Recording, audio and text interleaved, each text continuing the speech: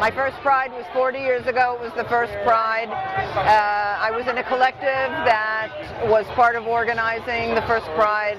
It was called the Stick It in the Wall Motherfucker Collective.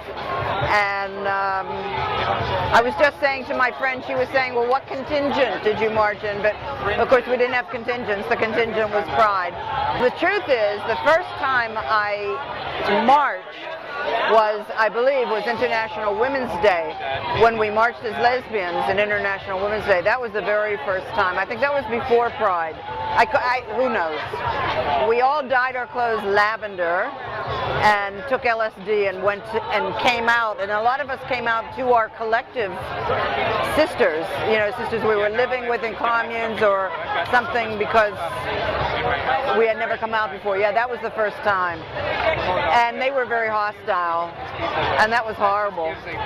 My first Pride was extremely exciting for me. I couldn't believe that everybody was getting out in the streets to be gay. Because my experience when I was young, I was probably still a teenager. It was in the 70s, late 70s, I should say. And my experience was that, the only places for gay people to go were these unmarked bars. And, dark doorways that, you had to know almost a password to get into. So it was kind of cool that all of a sudden everybody was meeting on the plaza of City Hall, with gay flags and, being unabashedly open. It was great. My first Pride was probably in 1981, and I actually was in the process of trying to come out, and was friends with people from the Women's Center. I was taking a course that was a Marxist feminist reading group, and there were a lot of lesbians in the group, and they were all going to Pride, and they invited me to come along. So I went with the group, and it was a lot of fun.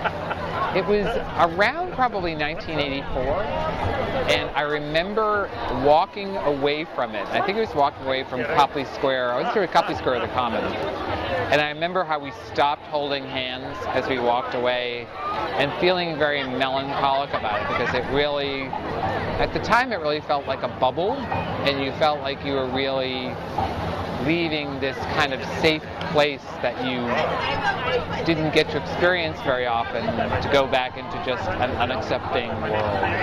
I always enjoy coming to Pride. I enjoy seeing the diversity of all the people that show up. I appreciate that. I also think about the people who can't come to a Pride march and rally in their community, or wherever that is around the country and the world, and I think about them. And I celebrate the positive, forward, progressive issues that get raised by some of the, many of the participants.